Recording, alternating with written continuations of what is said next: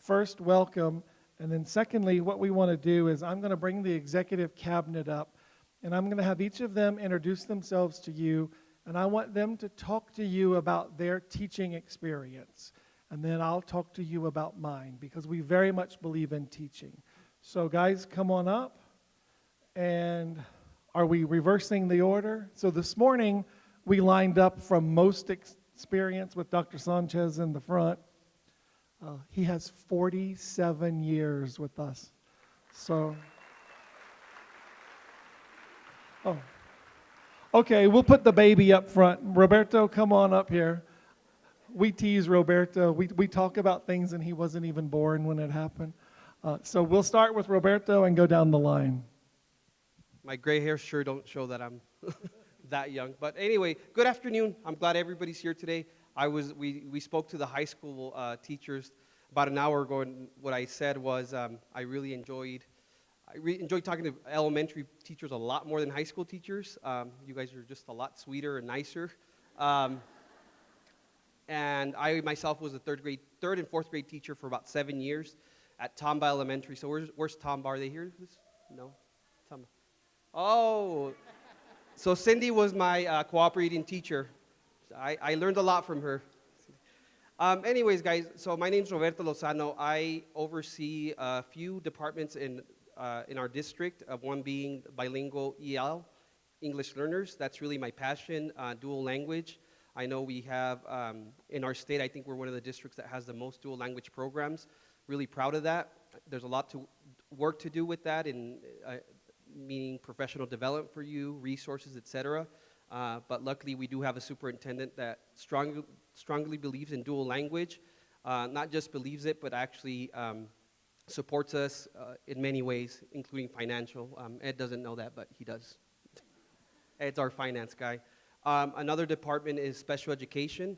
That's a huge department, as you guys know. One of the things that we're really working on is there's a lot of compliance, and I've learned a lot my time being there and working with Ms. Rodriguez, but also I really want to emphasize that in special education, it's about learning and teaching too, right? We can't just focus on the IEP and what's on the IEP and what compliance comes next, but really teaching our kids what they need to know. Lastly, it's Title I. Most of our elementary schools are Title I, so I work with Dr. Arteaga in that department.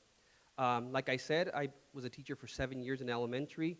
I later became an assistant principal at a high school, and then I was principal at MacArthur Elementary. Is MacArthur here or no? No. I think they're next. Yes. Thank you. And I also teach for the university, NMSU. I teach the courses for administration. Raise your hand if you had me for a class, or I think there's a few of you in here, so back there.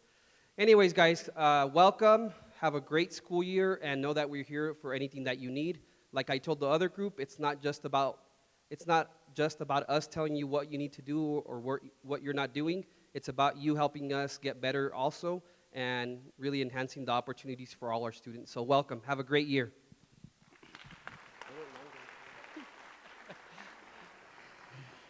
So good afternoon, I'm Gabe Hawkes. I'm the Deputy Superintendent for Operations and Leadership, and we were just kind of chuckling over here because Dr. Lozano was like super long right now. We were like, wow.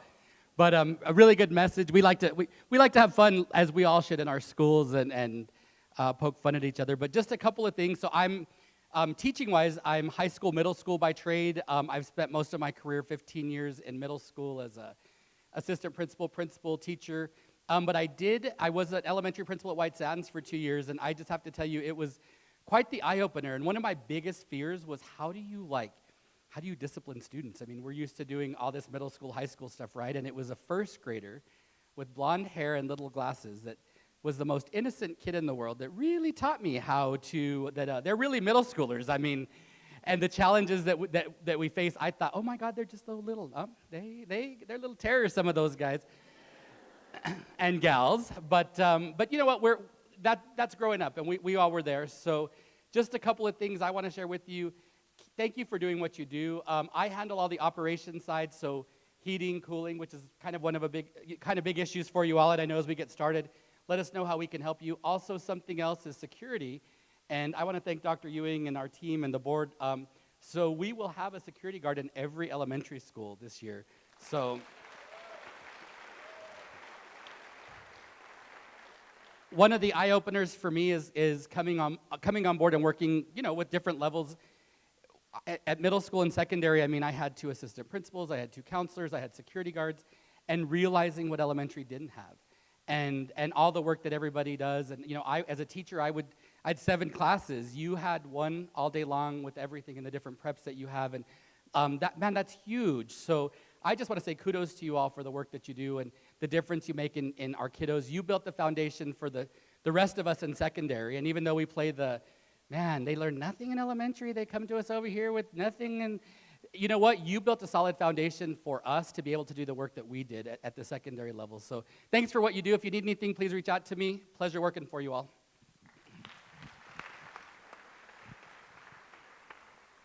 Hi, good afternoon. Did you guys have a good lunch? Did you have lunch? Okay, good. I hope you did. My name is Wendy Miller Tomlinson. I work in the instruction department. I was a teacher in the classroom for 17 years, and all that experience was at secondary. And when I came here, I also worked with secondary. I was the director of secondary instruction, high school instruction, and so I'm learning elementary. The first thing I learned is it's hard what you do, and one of the things I really applaud you, I have a 7-year-old daughter, and she talks from the second she wakes up in the morning until the second she goes to sleep. After she goes to sleep, she's still talking, and I am like, how do her teachers do it? So teachers at Central Elementary, thank you for what you do, and because I couldn't imagine having a whole class of that. So I really applaud you. So my daughter goes to Central. I am the vice president of the PTO at Central. Go Mustangs. So I'm going to be selling a lot of pickles this year. So if you're in the mood for a pickle, come by. And I just want to say, reiterate what my colleagues have said. We are here for you. We're here to support you. I know time is short and you're always asked to do more, and we want to take as much as we can off of your plate, and we really appreciate you. So please reach out, give me a call, email me. If you can't find me, I'll be selling pickles. So have a great year, everyone.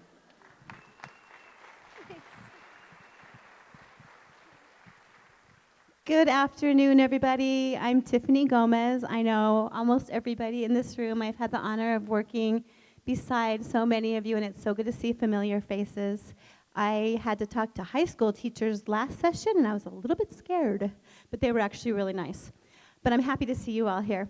I work in the leadership department. Downtown, I work with Gabe, and then my partners in crime, Heather Kingery and Mike Montoya, who was the Centennial principal just last year. We are here to support all of you. We're here for your schools, for you, for your principals, for your assistant principals. We talk to parents. We are just here to remove any obstacles that we can for you and to support you in anything that we possibly can. I was a teacher for 14 and a half years. This is my 27th year in education, and I know how really super hard your jobs are. I'd like to give Dr. Ewing a huge thank you for getting you guys security guards this year. I think that's amazing. You've needed them. So thank you, Dr. Ewing, for that. And again, just to reiterate, reach out to me. I know for a fact that every single one of your principals and your APs has my cell phone number because they call me and they text me all the time, which I love so much. So anybody, anything you ever need, just let me know. And welcome back. Here's to a really great new school year. Thanks, guys.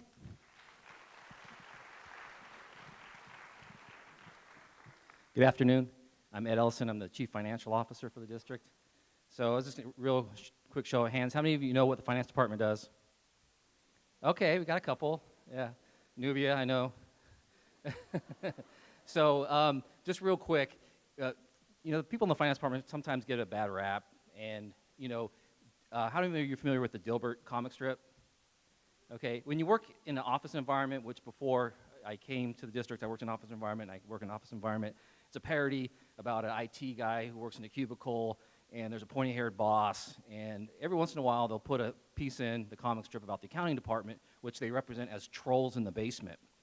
And so I just want to reassure you that we're not trolls in the basement. We are in the back of the building, but we aren't trolls. And what we do, we typically, you'll interface with us when we do payroll, where you have a payroll problem or a benefits problem. But we do all the accounting and treasury management, we do the budget, we do the audit, we have purchasing, all the contracts, the warehouse, and a bunch of other things. But again, you'll typically interface with us when you have problems with payroll or benefits. And so, so we're working on everybody's, customer service so they don't look like they're trolls or act like they're trolls. So if you do have problems, let us know. We do want to help. And so we want to make sure that you're getting paid and everything's working well for you. And so I just also want to thank you for everything that you do. We're very invested in the quality of the education in the district. I'm not a teacher, but I do have a grandson going through the district, and my kids went through the district, my wife went through the district, and so I'm very vested in the quality of the education, and I know what you do every day is important. And so again, I just want to thank you for what you do. And if you do have any issues, just let us know. And I hope you have a great year. Thank you.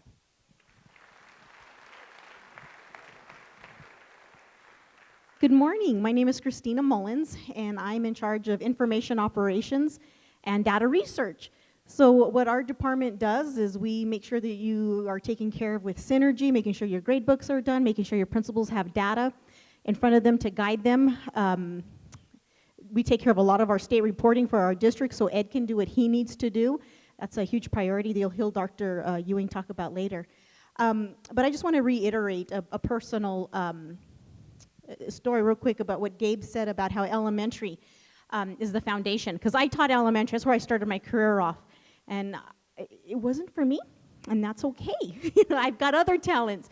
But you are amazing, and you definitely set the foundation. My daughter, I've got two daughters. My youngest daughter is now going to be a freshman. My baby's going to be starting high school. She struggled in elementary. I remember I had several parent conferences with some of her teachers, and I'm not in. I don't work in that mindset of how an elementary teacher does. And she told me she struggled. Well, if it wasn't because of the teachers that she had at Highland, she went to Highland. She now is in all honors classes, 4.0, her whole entire 6th, 7th, and 8th grade year there at Camino, and she's now continuing all honors classes here at Oñate.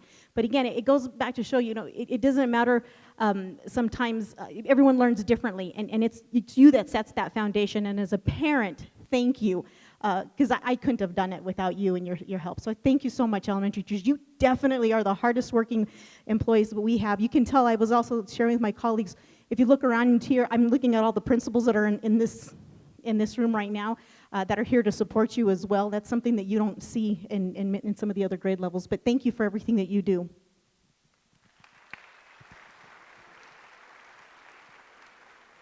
Good afternoon, everyone. Good afternoon. My name is Miguel Ángel Serrano, and I'm the Chief of HR for the school district. We're here to serve you. Customer service, servant leadership is our motto. A lot of you, raise your hand if you got hired this summer as a brand new teacher, went through the orientation. Give them a big round of applause. Welcome to the district.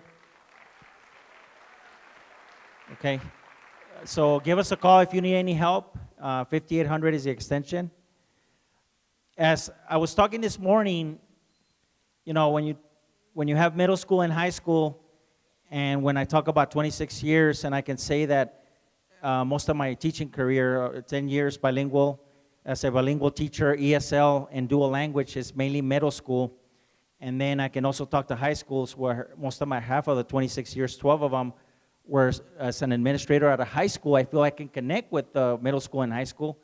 But as I come in front of you, I want to tell you that I connect with you very much because the 1 year that I do have experience in elementary, 5th grade bilingual teacher, brand new school, Dallas ISD, Gilbert Cuellar Elementary, Superstars, by the way. That's their mascot, the Superstars. That was the most memorable year of my career. Working with elementary teachers, my colleagues in Dallas that year, I'll always remember that. I volunteered to be a basketball coach with those kids in that community and low socioeconomic community, which all of my communities I've ever worked in like Socorro and Texas, have been low socioeconomic. So I volunteered to coach soccer for those kids. I did a lot of stuff, and I still have those memories in my heart. So I do know what you go through. We're here to support you, and we want to wish you a beautiful school year. God bless you. Have a great year. Thank you. Okay, the old timer gets to finish it off. First of all, let me say it's an honor to be back in the Las Cruces community working with all of you. And I'm honored that Dr. Ewing would ask me to come back and help him and all of my colleagues in what we do, but most importantly, to be working with you. So let me kind of tell you a little story that kind of brightened my life a little bit. You know, about 3 years ago, I retired. It was my second attempt at retirement. And I was in Walmart, and I ran into the associate superintendent there in my hometown, whom I had had in 5th grade. And he said, Mr. S., he says, we've got an opening in the 6th, 7th, and 8th grade, multi-age, teaching math and English. And I said, you know, I'm really dedicated to multi-age, but I'm sorry, I'm retired. And he says, no, no, no. He says, come and talk to us. So I went in the next morning, I talked to the principal, and I started teaching about 3 days later.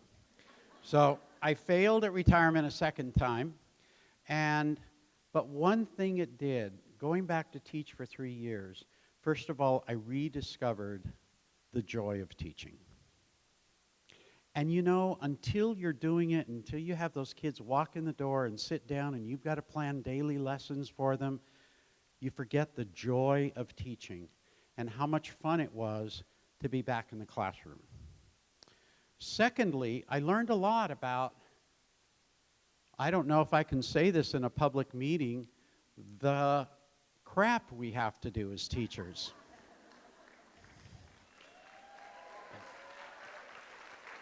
And I wish that I had worked in a school system where we had a superintendent like Dr. Ewing, whose message was, and he would say this all the time, I would listen to him at board meetings, go to your classroom, close the door, and teach. You know, that's a very powerful message that only teachers really understand how important that is. And to have our superintendent say something like that, rather than you've got to fill out this form, you've got to do this for SAT, and by the way, it's about 39,000 pages if you're going to put, I just want to know what I can do to help Susie learn how to be a better reader. I don't want to put her in SAT. I just want somebody to come and help me. And I know Dr. Wendy is really working on the content specialists when we have questions as teachers that we just need a little bit of extra help. I've run out of ideas of interventions that I could do. I just want to talk to somebody about it. The other thing that I learned was this PLC process. You know, we talk a lot about PLCs. And when my PLCs, I had a group, when they were teacher-led, they were very powerful.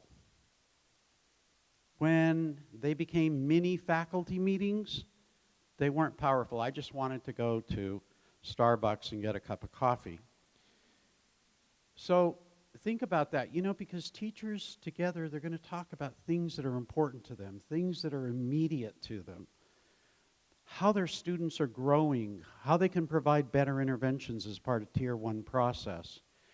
So I was very fortunate to flunk retirement and go back to teaching, because I discovered a lot of things that I had forgotten because I had been in administration for a while. So thanks for what you do. It's important. You know it's important, but really rediscover the joy of teaching, because that's what's important, not the test scores. It's the joy of teaching and how you're going to enrich kids' lives and fundamentally change the world. So thanks for what you do.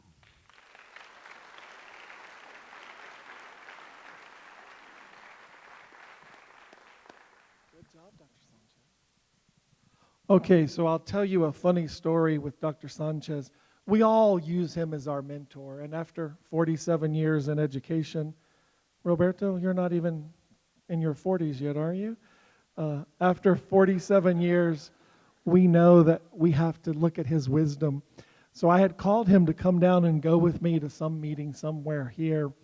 So he's driving down, and as he gets into Cruces, he calls and says, I forgot to bring my white shirt. And so if you look, he only wears white shirts. And he said, I'm not going to have a white shirt for the meeting. And I said this as in the most serious manner I could. I said, no problem. Swing by my house and you can wear one of mine. There was dead silence on the phone. So then we went to the store. We got him a shirt. He wanted to wash it. We go to my house. I don't know how to do the washing machine. There were too many buttons. So we then go to the cleaners and pay whatever more than we paid for the shirt to get his shirt pressed so that he could have a shirt for the meeting. But for us, it begins to show you that we truly try to make ourselves a family. We truly try to think as a family, and we try to think as a unit. We laugh every day. We have fun with each other every day, because every day is so much stress, and we know you have that too. So I want to encourage you to think that way as well. And as we go, Christina, are you over there? All right. No, can we go? Yeah, here we go. All right. So as we look, Dr. Sanchez was telling you, this is when I first came, the first thing I noticed is there were a lot of people telling you what to do, and there were a lot of people criticizing what you were doing.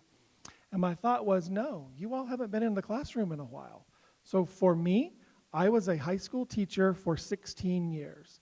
And in high school, I taught Spanish, Italian, Latin, British Lit, and world history. So I was certified in social studies, English, and foreign languages. I did a different prep every period.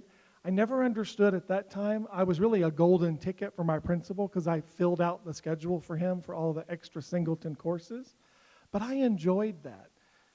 Then I went into administration, and I knew I wanted to continue teaching, so I taught at the university at night, but it's not the same as being in a K-12 school building. But this is my 33rd year, for 66 semesters out of 33 years, I have taught 65 of those. So I've continuously kept my foot in the door with you. And the one thing I knew coming here is you had to have a new message, and your message should be, go in the room, close your door, and teach. And when you close your door and teach, you're going to innovate your students, and you're going to support them, because you know that already. We, from our chairs, should be saying to you, what can we do to make your teaching day better? We are only here for support. We are not here to tell you how to teach. In fact, we could learn from you in how to teach, because you are the true practitioner each and every day. So I encourage you as we go through the school year, I don't want you to worry about your lesson plans, and I don't want you worrying about your PARCC test scores. I want you to enjoy the art of teaching. Go in your classroom, close the door, and just simply teach.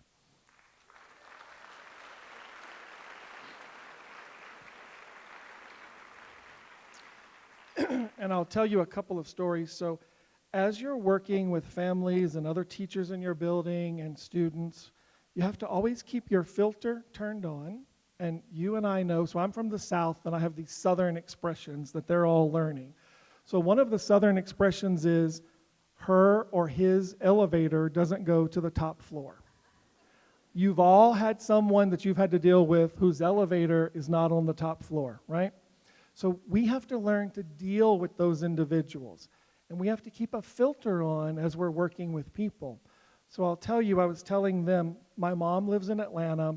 I know when I fly home to Atlanta that my stepdad's going to pick me up at the airport. I know that's a given, and I know my mom's not going to be with him. I don't look for her to be with him. She's at home cooking so that when I show up, there's food there for me. That's her thought process. But I also know going home, and so I have 2 brothers and a sister, there are 4 of us, and we all get treated the same. I know what's going to happen. The first thing she does is she looks at my dad, and she says, call Luann. So Luann is the lady who does my mom's hair. She's been her hairdresser since 1978. So in the South, The most important hair day is a Friday, so you're ready for the weekend. So, and my mom goes every Friday, and her hair is set, and it's ready for the week, and then she goes back the next Friday. So the first time this happened, I kind of looked, I was like, why does she want to go to Luann? Well, when she got Luann on the phone, she said, I'm bringing Greg in, he needs a haircut. Okay, so I go, and Luann, my mom directs, and Luann cuts, and I leave, and my mom is happy.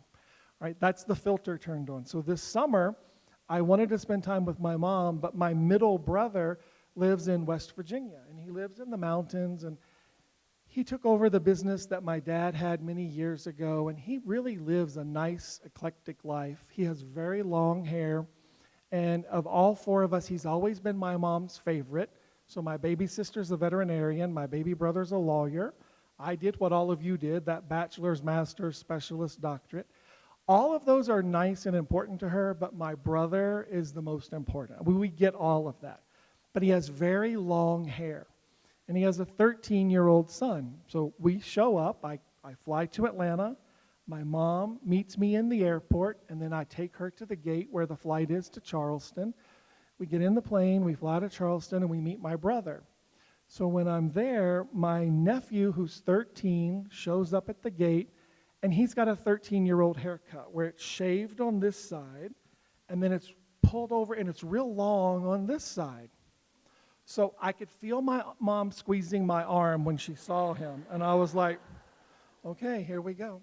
So we're driving our hour drive back to the town where my brother lives, and my mother says to my brother, I want you to call Walmart and get me an appointment in that beauty shop.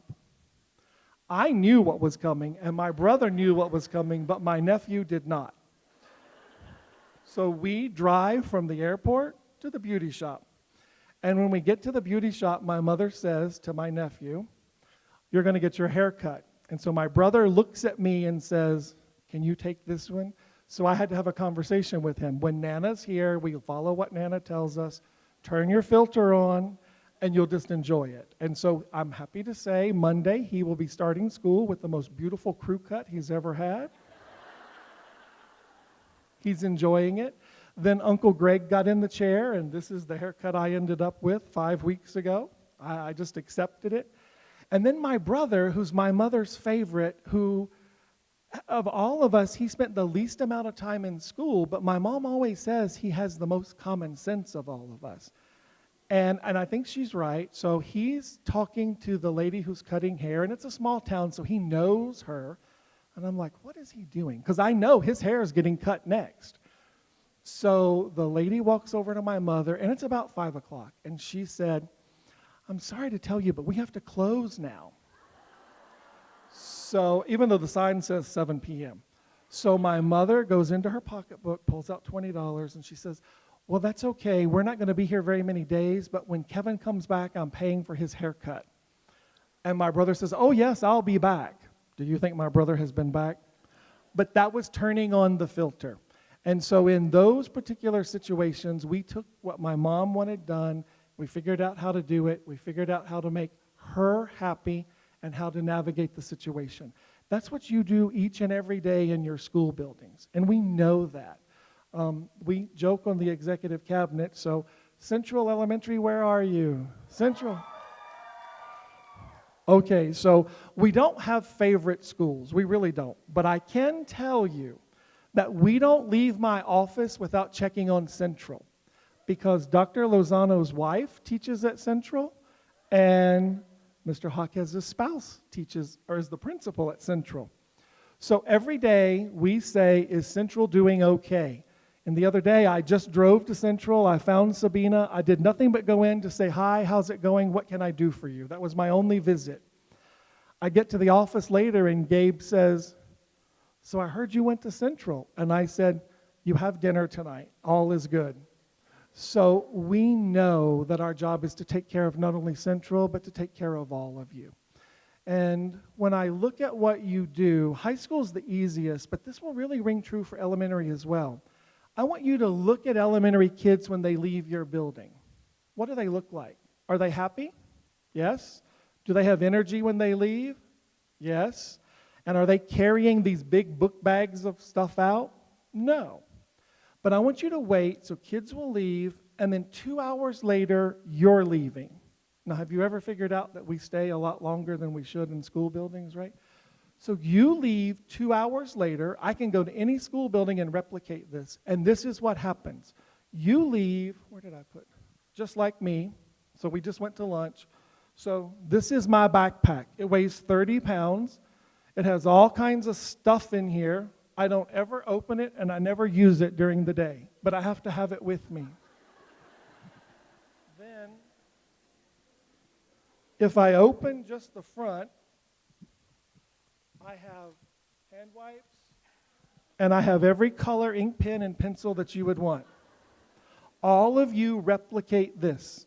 And when you leave your school buildings, you don't carry this.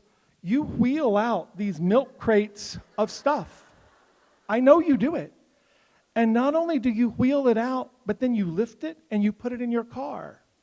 Then you drive home. And at home, you get that crate out of your car and you take it into your house. And then you never open it. You sit down and you collapse somewhere. And then you begin fixing dinner and getting ready for whatever you have to do with your family. Then the next morning you wake up, you get all your clothes ready for school, and then you pull that crate back to your car, you load it back in your car, and then you wheel that crate back in the building. That's what teachers do. And kids leave with nothing, and they have all this energy. And if I were to film you leaving your schools at the end of the school day, you and I'm the same, we look like we've been through some wind tunnel. And we look like we've been on that 15-hour LAX to Sydney flight where we haven't slept all night, and we have no energy. So what we have to do is figure out, how can we change the model? Kids should leave your building exhausted. They should come home and say, oh my God, you cannot believe everything I did in school today. And they should come home with that milk crate of activities. And I don't know why, but for centuries it's been the same, and no one understands that until they have walked in your shoes and until they've seen that. And that's a message you can't explain to anyone else, just like you can't explain. How many of you have been told by your spouse, don't talk to me like I'm one of your students? Have you not heard that? Because we're so used to being in charge all day long. We never turn off. We never take care of ourselves because we're so concerned taking care of everyone else with us. It's the teacher in us. So as we go through the school year, I'm going to encourage you. If you're sick, stay home. If your kid's sick, stay home. If your mom and dad are sick in another state, go visit them. Go take care of them. 10, 20 years from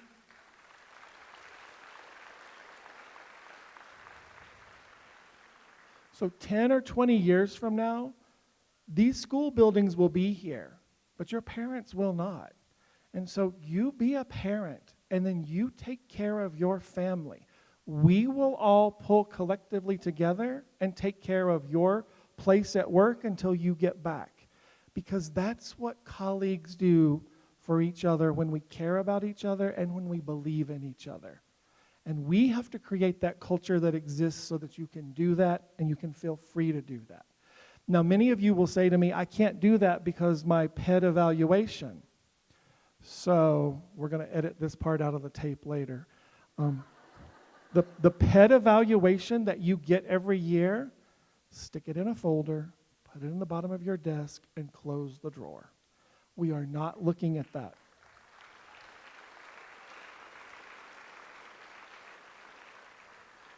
Your evaluation is what your kids produce for you every day.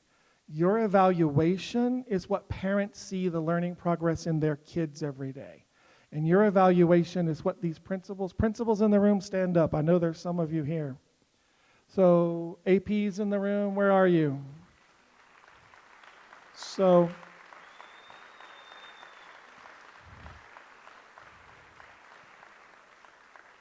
these are the folks who tell us about your evaluation. So elementary principals and APs, let me teach you something. So I'm a high school person. When I come to an elementary school, I can't fit in any chair or desk that you have, right? None of the furniture works for me. And I would not be, where was Christina? She was telling us this.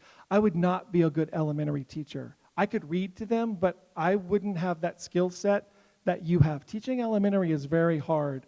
High school teachers, we have planning periods, we have bells ringing, we have breaks. So the high school administrators, they didn't show up today. They did whatever they wanted to in their building. And we knew the elementary folks would come with their elementary teachers. So thank you for coming.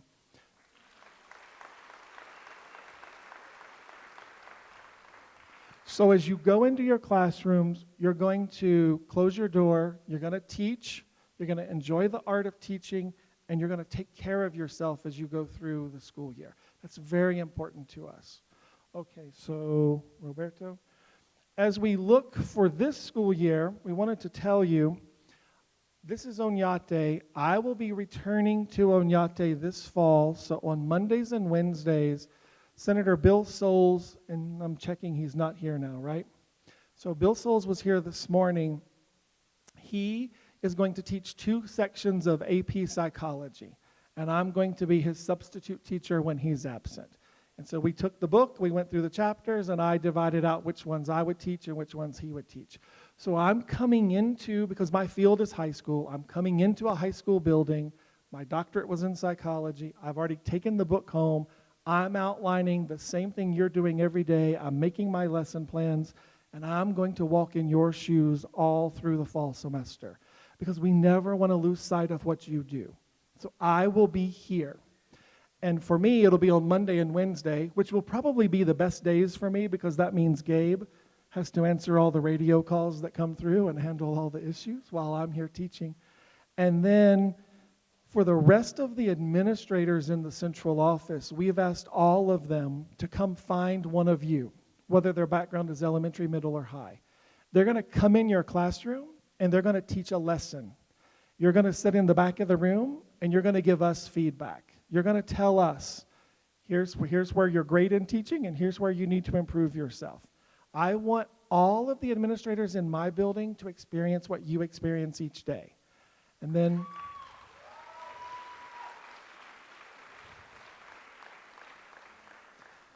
from that, we're going to take what we're learning going back into a school building and help us as we plan the budget, as we plan activities, as we plan things for you. It'll help us put into perspective what you're doing. Dr. Sanchez is already doing that with us, having been back in a middle school classroom for the last 3 years. So we had some meeting, and he's going through his bag, and the first thing he pulls out is a salt shaker. And we're like, okay, there has to be we know you have cigarettes in there, but we know there's a story with the salt shaker. And he said, the food in the schools has no salt. And he told us that he would carry that salt shaker and sprinkle salt for every student when the principal wasn't looking. So principals in the audience, if he comes, you know the salt's coming on the plate. But it was a good lesson for us because we spend, Ed, how much? 16 million? Is that what's the food budget from USDA? So we spend $16 million a year preparing meals in schools. And when we hear that the meals are without salt, Edwanda's not here, she wouldn't let me say all of this, then we know there's a problem. So those are lessons that we're simply going to learn coming back to visit you. Okay, so what is the role of a central office? So a central office exists for one purpose and one purpose only, and that's to support schools. So I truly believe we exist to support principals. That's our main goal. And principals exist to support teachers, and teachers exist to teach students. And so we know that principals need support from us. They need leadership from us. They don't need to be micromanaged. They need leadership. And then principals, in turn, need to provide leadership to you as a teacher. They need to be that same support mechanism. So if we emulate good leadership to principals, they'll emulate that to you, and then that will carry over into your classroom. And we do that through hopefully building up for student success. We then do that through budget and facilities. And that sounds simple, but you ought to see Gabe when we get the phone call that the water has been turned off at a particular school. Okay, what does that mean? That means the sprinkler system's not going to work if there's a fire. It means the restroom toilets aren't going to flush. It means the water fountains aren't working. It means the lunchroom can't prepare the food without salt for the day. Right? All of that comes into place very quickly. And we know that we have to immediately do things. We have to tell the principal, you have to do a fire watch. You have to have people walking the halls now. We have to notify the fire marshal. Then we have to figure out how long we can go without the water running in your building. And then we have to start looking at what caused that water to go out. All of that happens very quickly in a very short period of time. And then we have to get buses on standby to bus the school somewhere else. And that's all part of us supporting schools and supporting it from what we call the facilities management team. We also know in every situation, and you can do this in your own school buildings, in any situation, if something goes wrong, it's communication. It's either the way someone said it or they didn't give you the full picture. So we know we have to do a better job communicating with you. And we also know that we have to do what good teachers do every single day. Elementary teachers are the best at this. You build trust with those kids very quickly, and then you build relationships with them. I want you to think when you're in your building, how many of them come up and hug you and talk to you and pat you and they're all over you. They do that because you've built a relationship with them. And I see it even with our principals. It's amazing to watch. You can tell right away whether that culture exists in the school or not. If the students know who the adults are and they know they've built those relationships. So we have to do that with you as well. Okay? Now, for teaching and learning, we know we have to work on relationships, we have to work on engagement, and we have to work on school culture. So as we go through the year, we're going to roll out some activities. We're going to ask you what the culture is like in the district, and we're going to ask you what the culture is like in your respective school buildings. So we'll do a survey, and then we'll begin working on the results from that. So if you tell us something's not working, that gives us an idea of where we have to work. Because, again, we only exist to support schools. That's our only function, and that support is critical. I see some of you, you're doing what teachers do, so you're taking notes and you're taking pictures of the slides. All of this will be posted on the main district webpage under the superintendent, and everything that I've ever done, we post there. So after today, Roberto will, I think you did this, actually I'm getting credit for all of this, and Roberto wrote the presentation. Roberto will email you the link. He'll email it district-wide to all teachers so that you can click the link and go right to the presentation. Okay, so look at the cartoon we put up, and it's so appropriate for what you and I do every day. So it says, for a fair selection, everybody has to take the same exam. And then you look at who's here, and then it says, please climb that tree. Okay, there are animals who could climb it, and there are animals who cannot. But the idea was to make everyone do the same thing. Well, every kid that comes to you doesn't have the same preparation. Every kid that comes to you doesn't have the same level or abilities. And every kid that comes to you is an individual kid. They're not one unit. And so as we work with testing in this national phenomena of testing kids, we have to get other people to understand. Dr. Sanchez says a test is one particular point, data point, at one particular time, one particular day, in one particular school building. We know that. So we've got to get people to understand we don't need quantitative data to tell the great job you're doing.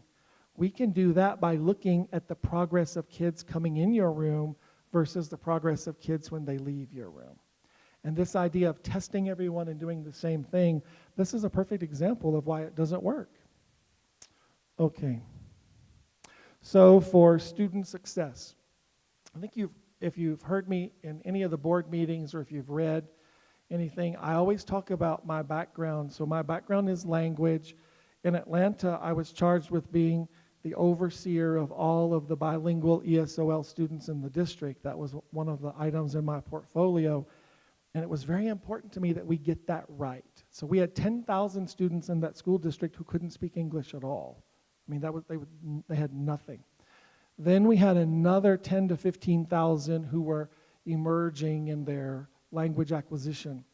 We know that kids come to us, especially in elementary school, they come to you with some words in Spanish and some words in English, but they're missing components in each.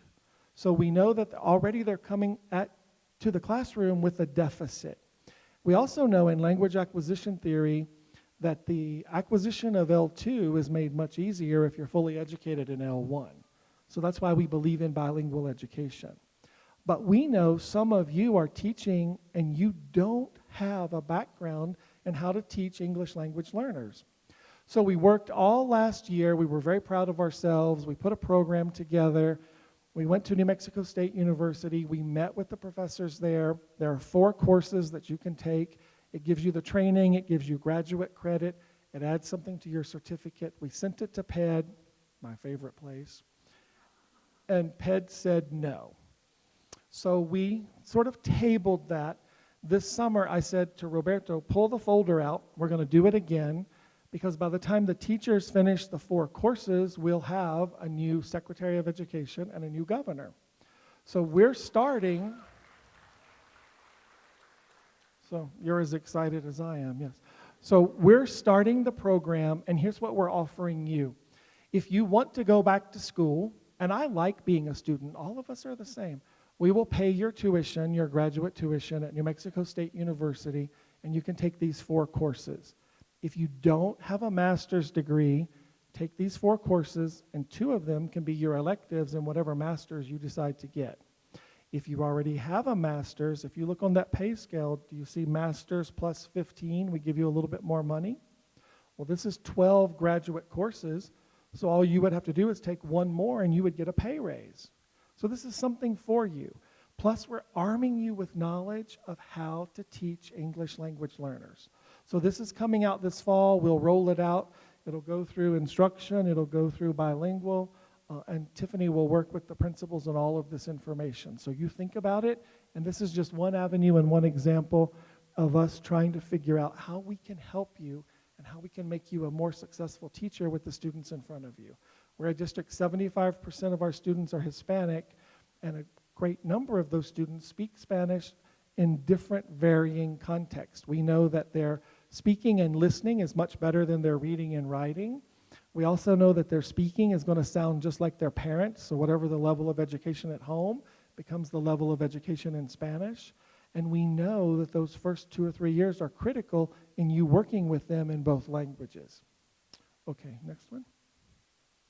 So what have we done for student success beyond thinking about our ESOL bilingual? We've rolled out a restorative justice program. So if you go to the doctor, if you go to the hospital and you have a pain or a problem, the doctor starts running tests to see what's causing that. They get at the etiology of what's wrong with your condition. We need to do that in the schools. We have to get at the etiology of what's causing the child to behave the way he or she is. So the first thing we did, I'm looking, Andres is there, so Andres, you want to stand up? Andres is our principal at Crossroads. And Crossroads teachers, where are you? You want to stand up for me? So Crossroads is our school where thank you, where we send students who have been suspended or expelled from the school system.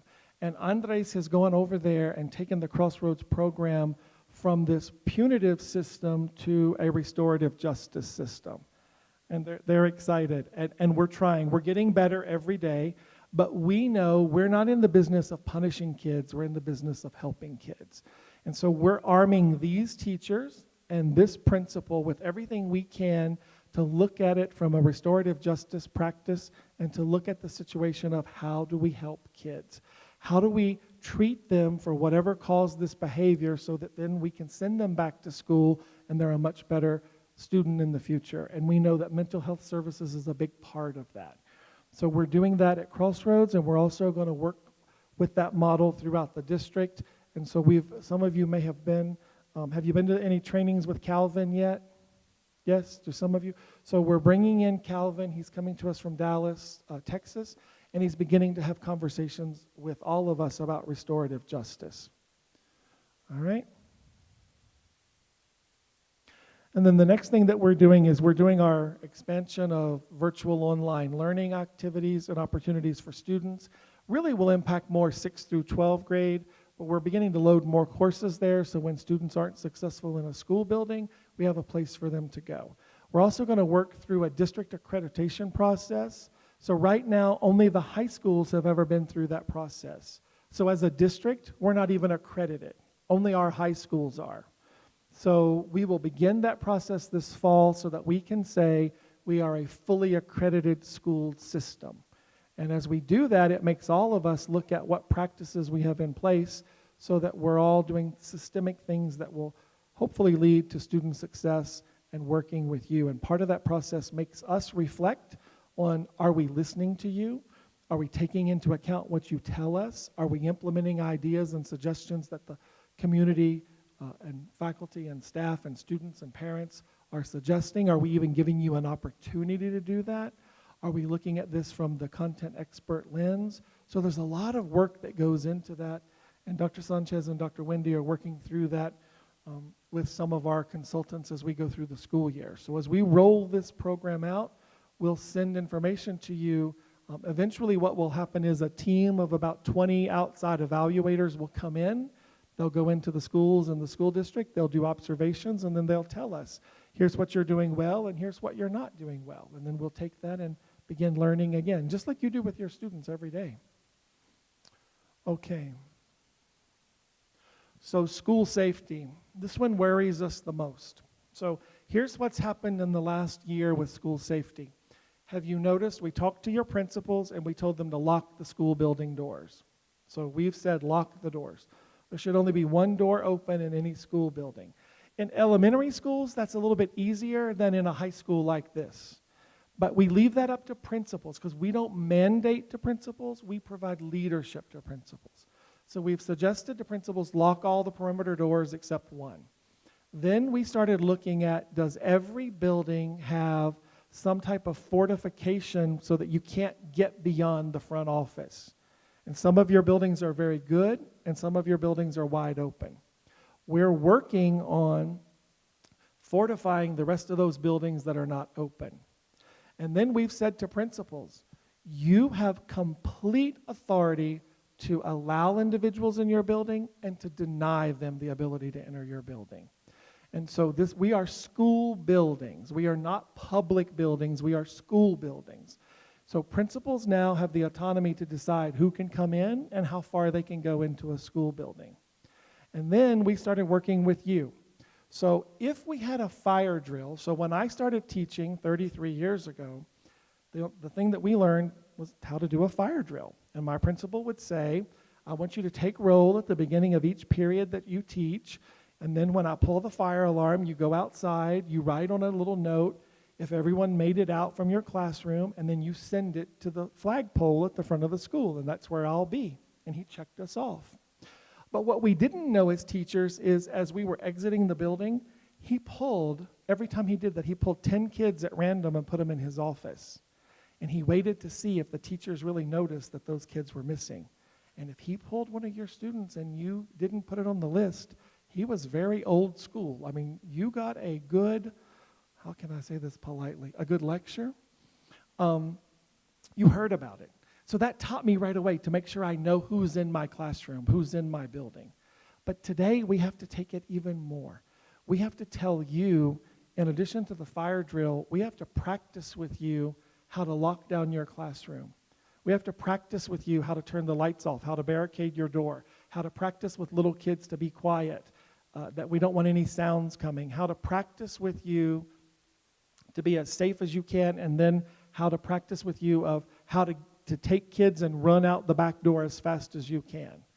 The other thing that we're struggling with, if we know a school has to go into lockdown, right now, who calls the lockdown order in your school building? The principal, right? So we know that that's not the best model. We know that any staff member in the building should be able to put the building in lockdown. Because if someone truly is there for nefarious activity, we don't want to wait until a whole round of bullets have gone until the principal can be found to put the building in lockdown. So we're looking at, Do we put something on your cell phone so that you can do that? Do we put some kind of button in your classroom? Do you wear something around your neck that can do that? There's all types of things out there, and so we've got to get better at how quickly we can lock your buildings down.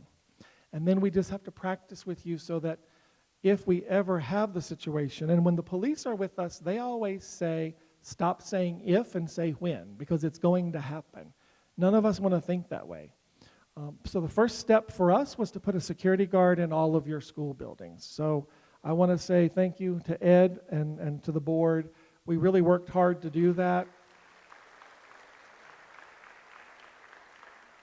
And as a teacher, I would much rather hire 26 teachers than 26 security guards, but it's the 21st century and it's a different world. So we did that for you. We've also put police officers in every middle school and every high school, and that includes Zia. We had a problem because that's part of Mesilla, so we now have the Mesilla Marshall in Zia Middle School so that Zia is covered, and we also have one at Rio Grande Prep.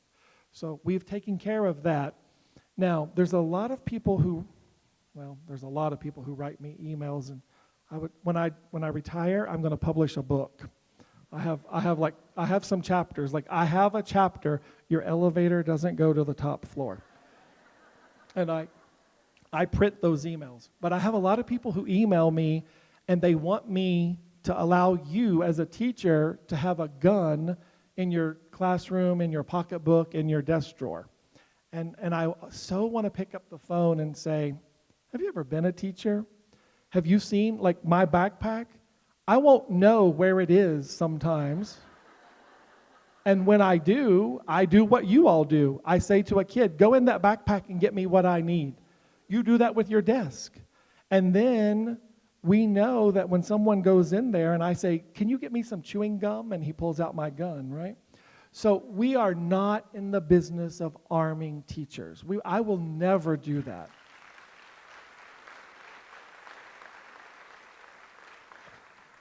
But we are in the business of giving you professional law enforcement folks in your building and making sure that we have a plan in place that we can get someone there as quickly as possible. And so we'll continue to work through that as we go through the school year so that if someone does walk the halls of your school and they are armed, that they have actually been a police officer and they've been through that training on the range where they have to practice shooting, because when the bullet discharges, we want it to go to the correct place.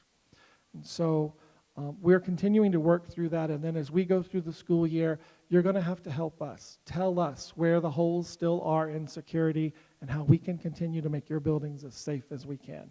And so principals in the room and assistant principals, it's okay to lock all of those doors. I am fine with that.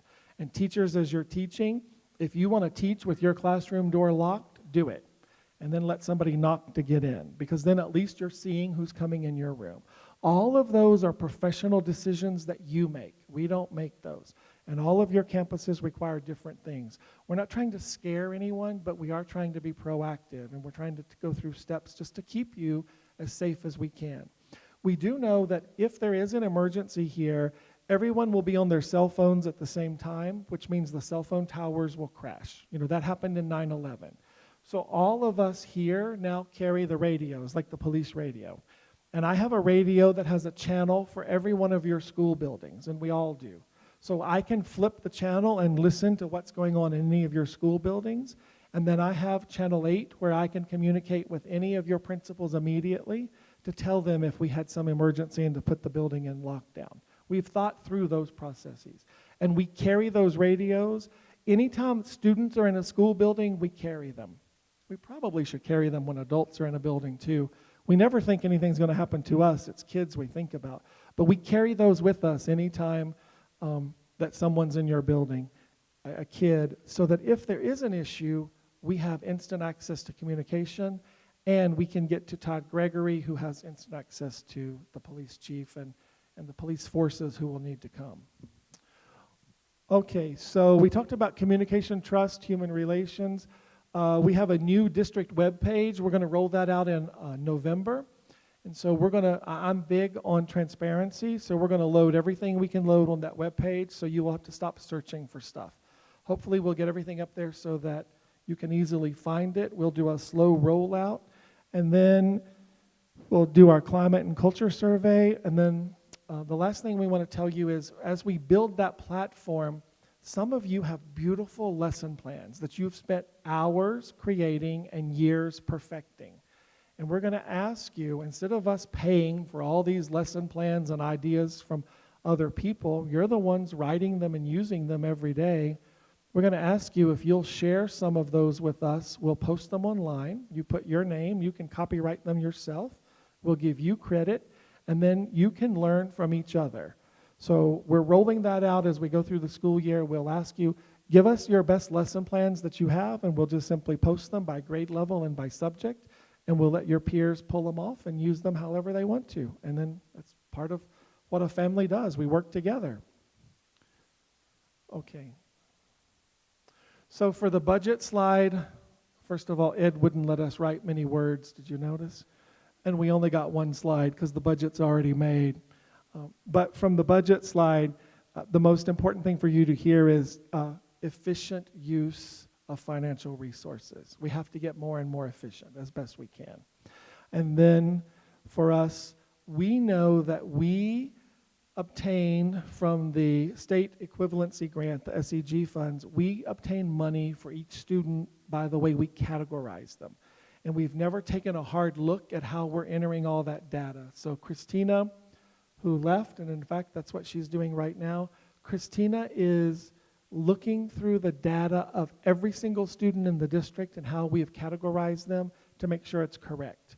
Because there's a different formula for a special ed student, for a bilingual student, for a high school student. It has to do with your certification. There's all kinds of data points that they have to match up. And we're matching all of that up. And once we do that, we will gain additional money. And that money will go into Ed's bank account. And then Gabe and I will rob that bank account and give that money to you. So all in favor of a raise? Yeah. So we will continue to look at as much as we can from a data perspective. Are we truly categorizing each student correctly through what you're doing? Because you're doing the work already, we just have to get credit for it. All right? So I don't know if any of you read, but I like to read. Do you sometimes just go home and escape from the world and you want to read a book? So I'm reading Nelson Mandela now, and as we were doing this presentation that Roberto put together, he put a Nelson Mandela quote, and I was like, oh, you read the book before I finished it. But he's correct. So look at Nelson's story and look at the number of years he spent in prison just fighting apartheid in South Africa, and then the fact that he became the president of the country, and the hope and the positive attitude that he had as an individual.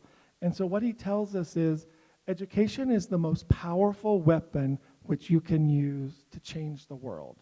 And that's what you're doing each and every day. And folks just have to understand what we have to go through to do that. And next, I want to show you, so you really are the group that doesn't get the credit that you deserve. When we go to the high school graduation ceremonies, we stand on stage and we shake their hands. So I'll give you a secret. Their hands are all sweaty. They're shaking. They're nervous. And even trying to talk to them coming across the stage, they don't want to do anything but get off the stage. But that all started with your work in elementary school. And then we get to stand up there and get a whole lot of credit for all the stuff that you've done. And so take a moment and just reflect.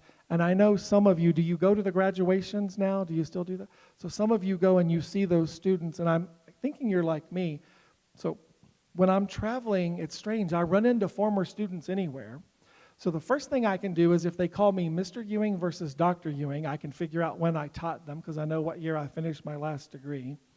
But at this point in my life, I just stop them and say, okay, I can always tell you where you sat in my classroom, but I don't remember your name. So tell me your name. And then it all starts coming back. And so after 33 years, there's a lot of them, right? So the same as with you, but there's nothing better than that prouder moment of seeing one of them come through the stage, see one of them graduate, or to see one of them later in life. And so when you do that, you need to give yourself a pat on the back. You need to say, you were part of making this child who they are today. And then I'm going to end with being a foreign language teacher.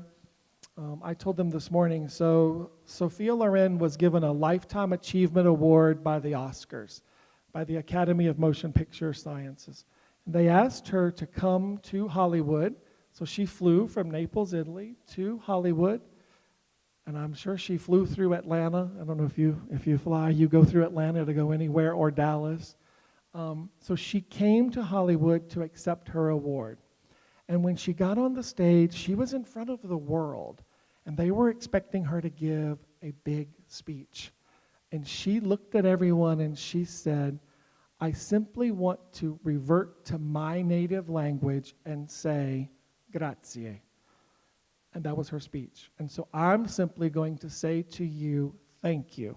Thank you for what you do every day. Thank you for being the people you are. And thank you for being our employees. So have a great school year, and we are here to support you.